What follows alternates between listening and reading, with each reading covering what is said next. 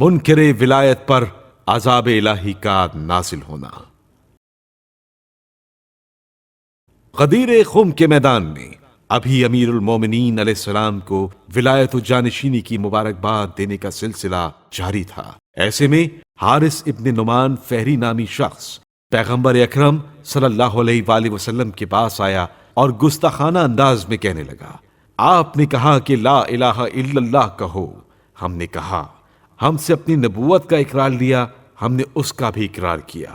آپ نے کہا نماز، روزہ، حج اور زکوٰۃ بجا لاؤ، ہم نے وہ سب کیا، لیکن آپ نے اسی پر اکتفا نہیں کی، بلکہ اب اپنے چچا کے بیٹے کو ہمارے سروں پر مسلط کر رہے ہیں۔ یہ خود آپ کی طرف سے ہے یا اللہ کی جانب سے؟ پیغمبر اکرم صلی اللہ علیہ وآلہ وسلم نے فرمایا، خدا کی قسم یہ حکم اللہ کی طرف سے ہے۔ حارث نے کچھ کفر آمیز باتیں کہیں۔ حضرت صلی اللہ علیہ وآلہ وسلم نے اسے اللہ سے ڈرایا اور توبہ کی دعوت دی، لیکن حارث نے اپنے سر کو آسمان کی جانب اٹھایا اور کہا، یا اللہ، اگر محمد سچ کہہ رہے ہیں تو مجھ پر پتھر نازل کر دے، اور اگر محمد جھوٹ کہہ رہے ہیں تو ان پر عذاب نازل کر۔ پیغمبر اکرم صلی اللہ علیہ وآلہ وسلم نے اس سے فرمایا، یا توبہ کر لے یا میرے پاس سے چلا جا۔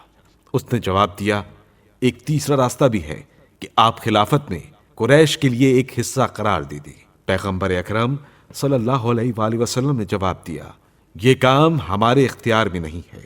حارث نے بھی کہا، میں توبہ تو نہیں کر سکتا ہوں، ہاں آپ کے پاس سے چلا جاتا ہوں۔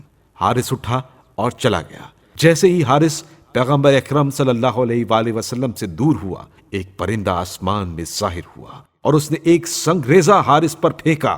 سنگریزہ حارث کے سر پر گرا اور نیچے سے خارج ہو گیا، اور آسمان سے ایک بجلی گری جس نے حارث کے بدن کو جلا دیا۔